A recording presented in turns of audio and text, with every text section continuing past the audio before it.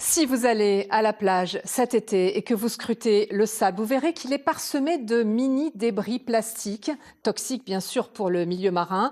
Et dans les fonds, ce sont des déchets plus importants que l'on peut trouver. À Saint-Jean-Cap-Ferrat, une soixantaine de personnes ont participé ce matin au grand nettoyage de l'association SOS Grand Bleu.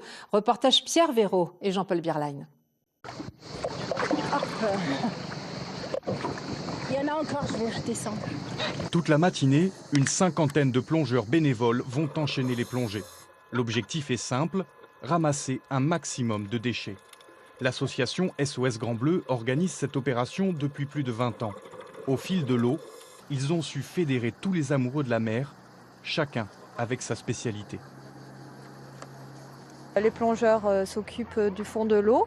Si on voit des déchets, on leur signale et ils viennent les ramasser, ils les remontent, on les pose sur les paddles et on les amène au bateau. Les uns après les autres, les déchets ne cesseront d'être tirés de la mer. Mais cela reste une goutte d'eau. Alors tous les moyens sont bons pour sensibiliser les vacanciers.